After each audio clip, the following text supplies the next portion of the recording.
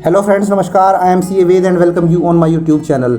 जैसा कि आप थंबनेल से देख पा रहे हैं, आज हम बात करेंगे section 80 TTA versus section 80 TTB के बारे में। दोनों ही सेक्शन के अंदर आपको इंटरेस्ट की इनकम होती है, चाहे वो सेविंग अकाउंट से हो या फिर एफडी या आरडी से हो। तो दोनों ही सेक्शन को हम डिटेल में समझेंगे और जानने की कोशिश करेंगे कि इन दोनों ही सेक्शन के अंदर किस किस व्यक्ति को या किस किस पर्सन को इसका बेनिफिट मिलता है, किस अमाउंट तक छूट मिलती है। तो चलिए डिटेल में एक बार हम सेक्शन को देख लेते हैं। तो सबसे पहले हम बात करेंगे सेक्शन 80 टीटीए के बारे में। तो जो सेक्शन 80 टीटीए होता है, सबसे पहले उसकी एलिजिबिलिटी या एप्लीकेबिलिटी हम देख लेते हैं।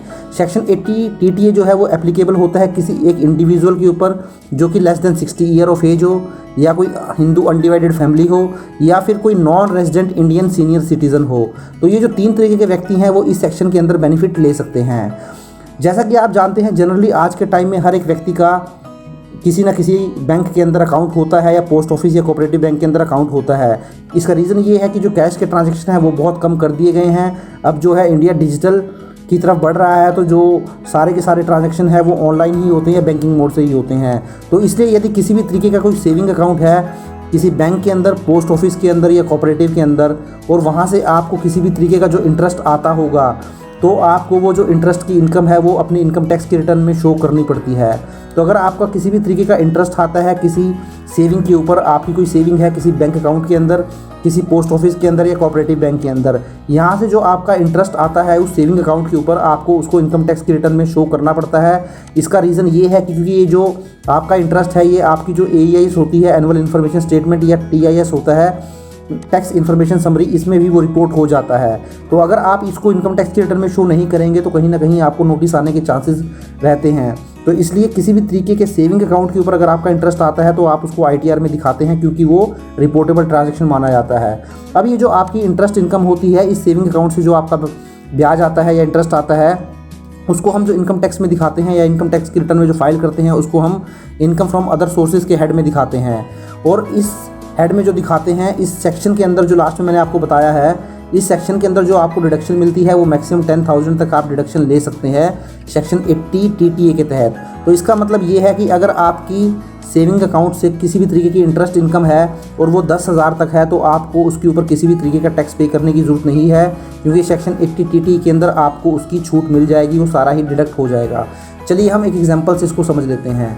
तो जैसा कि आप एग्जांपल देख रहे हैं, यहाँ मैंने एक इंडिविजुअल ले लिया है जो कि less than 60 year of age है। उसका सेविंग अकाउंट है HDFC बैंक के अंदर, उसका सेविंग अकाउंट है। तो उस सेविंग अकाउंट में से जो उसको इंटरेस्ट की इनकम आती है एक फाइनेंशियल ईयर के अंदर, तो वो 40,000 रुपये की आती है। तो यहाँ मैंने कंसिडर कर लिया है कि ये जो इंडिविजुअल है ये 20% टैक्स स्लैब में फॉल करता होगा। तो चलिए हम देख लेते हैं अपना जो 80 सेक्शन टीटीए है उसको इसमें फिट करके देख लेते हैं। तो जैसा कि आपने सेक्शन 80 टीटीए के अंदर देखा था, यहाँ पर आपको 10,000 तक की छूट मिल जाती है। 10,000 तक का यदि कोई सेविंग से इंटरेस्ट है तो उस पर किसी भी तरीके का टैक्स नहीं आपको पे करना पड़ता है। तो इस केस में जो उसको इंटरेस्ट इनकम हुई है पूरे साल में इस इंडिविजुअल को, वो 40,000 रुपये की हुई है। तो 40,000 में से हम देखिए 10,000 रुपये लेस कर देंगे, क्योंकि 10,000 तक तो कोई टैक्स लगता ही नहीं है। तो 40,000 में से 10,000 जो हम लेस करेंगे तो ये तो 30,000 रुपये है, वो इस इंडिविजुअल की इनकम मान ली जाएगी under the head income from other sources. तो अब ये 20% टैक्स स्लैब में फॉल कर रहा है, तो इस केस में ये जो 30,000 है इसके ऊपर 20% का टैक्स लग जाएगा। तो इस इंडिविजुअल को इसके ऊपर 6,000 रुपये का टैक्स की पेमेंट करनी पड़ेगी। तो यहाँ पर मैं सिंपल अपने एग्जांपल को रखने के लिए 20% ले रहा हूँ। यहाँ पर जो एजुकेशन सेस लगता है 4% का, उसको अभी मैं कंसिडर नहीं कर रहा हूँ। तो चलिए अब हम आगे बढ़ते हैं। अब हम देख लेते हैं सेक्शन 80 टीटीबी के बारे में। तो जो सेक्शन 80 टीटीबी है, सबसे पहले देखिए जो सेक्शन 80 टीटीबी है ये आपका एप्लीकेबल होता है एक ऐसे इंडिविजुअल के ऊपर जो कि 60 साल से ज़्यादा है। इसका मतलब ये है कि ये एक सीनियर सिटीज़न के ऊपर एप्लीकेबल होता है जो कि रेजिडेंट होना चाहिए। देखिए मैंने यहाँ लिखा भी है, एक रेजिडेंट सीनियर सिटीज़न के ऊपर एप्लीकेबल होता है। अगर वो नॉन रेजिडेंट होगा सीनियर सिटीज़न तो वो इस सेक्शन के अंदर कवर नहीं होगा। यहाँ पर केवल एक रेजिडेंट सीनियर सिटीज़न ही होना चाहिए जो कि इंडिविजुअल हो, तो वो इस सेक्शन के अंदर बेनिफिट ले सकता है। अब यहाँ जो आपको बेनिफिट मिलता है, यहाँ अगर आपको किसी भी तरीके का इंटरेस्ट मिलता है सेविंग अकाउंट से, अगर आपको कोई सेविंग अकाउंट है उसके ऊपर आपको किसी तरीके की इंटरेस्ट की इनकम है, सिमिलरली आपकी कोई FD है बैंक के अंदर उस पर आपको कोई इंटरेस्ट आता है, या आपका रेकरिंग डिपॉजिट है जिसे हम RD भी बोलते हैं उसके ऊपर कोई इंटरेस्ट आता है, और ये जो आपकी FD है, सेविंग अकाउंट है या RD है, ये किसी बैंक के अंदर हो सकती है, पोस्ट ऑफिस के अंदर हो सकती है, या कॉर्पोरेटिव बैंक के अंदर हो सकती है। तो देखिए सेक्शन 80 टीटीबी के अंदर जो दायरा है वो बढ़ाया हुआ है। सेक्शन 80 टीटी के अंदर तो आपका सिर्फ सेविंग के ऊपर ही इंटरेस्ट कंसिडर किया हुआ था, बट यहाँ सेविंग के ऊपर भी इंटरेस्ट कंसिडर किया है, एफडीआर का इंटरेस्ट भी कंसिडर किया है और आरडी के ऊपर भी इंटरेस्ट जो है वो कंसिडर किया है, क्योंकि यहाँ पर जो बेनिफिट हम देने जा रहे हैं वो सीनियर सिटीज़न को बेनिफिट देने जा रहे हैं। तो जनरली जो सीनियर सिटीज़न होता है उसके लिए गवर्नमेंट बेनिफिट कुछ ज़्यादा ही देती है। तो देखिए यहाँ पर भी अगर इस तरीके की कुछ इंटरेस्ट की इनकम होगी तो उसको भी अपनी इनकम टैक्स की रिटर्न के अंदर दिखाना जरूरी है, क्योंकि ये भी एक रिपोर्टेबल ट्रांजैक्शन है जो कि आपकी एनुअल इन्फॉर्मेशन स्टेटमेंट और टीआईएस के अंदर रिपोर्ट हो जाता है। तो अगर आप इसको अपनी इनकम टैक्स की रिटर्न के अंदर नहीं दिखाएंगे, अगर ये टैक्सेबल लिमिट से क्रॉस करता है तो आपको नोटिस आ सकता है। तो देखिए ये जो आपका इंटरेस्ट की इनकम है सेविंग अकाउंट पे या एफडीआर पे जो ब्याज आता है या आरटी पर जो ब्याज आता है, ये भी आपका इनकम फ्रॉम अदर सोर्सेज के हेड में काउंट हो जाता है और आपको जो अपने इनकम टैक्स के अंदर दिखाना होता है वो इनकम फ्रॉम अदर सोर्सेज के हेड में दिखाना होता है।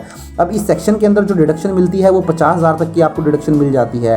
तो इसका मतलब ये है अगर आपको किसी भी तरीके की इनकम होती है यहाँ पर इंटरेस्ट की सेविंग अकाउंट से, एफडी से या फिर आपके आरडी के ऊपर, तो आपकी अगर इनकम 50,000 तक है तो आपको 50,000 तक का किसी भी तरीके का टैक्स पेमेंट करने की ज़रूरत नहीं है। तो चलिए इसको भी हम एक एग्जांपल से समझ लेते हैं। तो यहाँ पर भी मैंने एक रेजिडेंट इंडिविजुअल ले लिया है जो कि 60 साल से ज़्यादा है, मीन्स एक सीनियर सिटीज़न है। तो उसका एक सेविंग अकाउंट है और उसने एफडी भी करवा रखी है एचडीएफसी बैंक के अंदर। तो एफडी उसने करवा रखी है एचडीएफसी बैंक के अंदर और उसका सेविंग अकाउंट भी है एचडीएफसी बैंक के अंदर। तो ये देखिए उसका जो सेविंग अकाउंट है एचडीएफसी बैंक के अंदर उससे उसको इंटरेस्ट इनकम आती है और जो एफडी है उस एफडी से भी उसको ब्याज आता है। तो सेविंग अकाउंट से जो इंटरेस्ट उसको आता है वो आता है 40,000 रुपये का, प्लस जो उसको 50,000 की इनकम होती है वो उसको जो उसकी एफडी है उस एफडी का ब्याज आता है। तो आप टोटल जो उसकी इनकम आती है वो 90,000 रुपये की इसकी इनकम आती है पूरे फाइनेंशियल ईयर के अंदर। तो चलिए हम इसको अब समझ लेते हैं। तो इस सेक्शन के अंदर भी जैसे मैंने आपको बताया था किसी भी तरीके का टैक्स आपका नहीं लगेगा अगर आपकी जो इनकम है वो 50,000 तक होगी। अब यहाँ पर देखिए हमारी जो इनकम है, अब हमारी जो इनकम है वो 90,000 है। तो 90,000 से जितना भी एक्सेस होगा उसके ऊपर टैक्स पे करना पड़ेगा। यहाँ पे भी मैंने आपको एक बात बताना भूल गया, यहाँ पर भी जो मैंने टैक्स स्लैब लिया हुआ है इस इंडिविजुअल के ऊपर मैं मान के चल रहा हूँ कि 20% का जो टैक्स स्लैब है वो फॉल होगा। तो देखिए यहाँ पर जो सेविंग का ब्याज था, सेविंग अकाउंट के ऊपर जो इंटरेस्ट था वो 40,000 था और जो एफडी के ऊपर इंटरेस्ट था वो 50,000 रुपये था। तो टोटल जो हो गया वो 90,000 रुपये की उसकी इनकम हो गई। अब 90,000 में से 50,000 तक का उसको माफ़ी मिल जाएगी सेक्शन 80TTB के अंदर, उसको छूट मिल जाएगी, डिडक्शन थी। तो उसकी जो इनकम काउंट होगी under the head other sources वो 40,000 रुपये की होगी।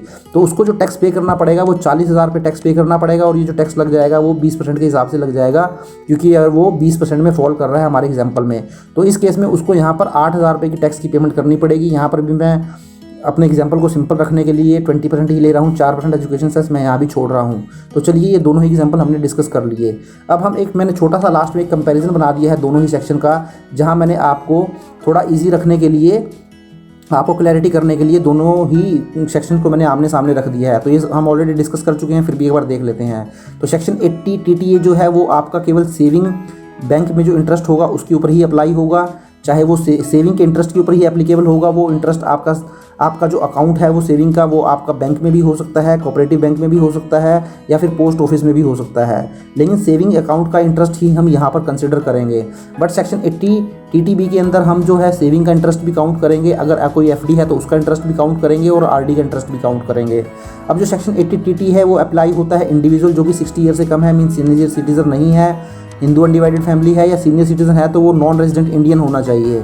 बट जो सेक्शन 80TTB है वो एप्लीकेबल हो जाता है रेजिडेंट सीनियर सिटीजन के ऊपर, मतलब यहाँ जो सीनियर सिटीजन है वो रेजिडेंट होना चाहिए।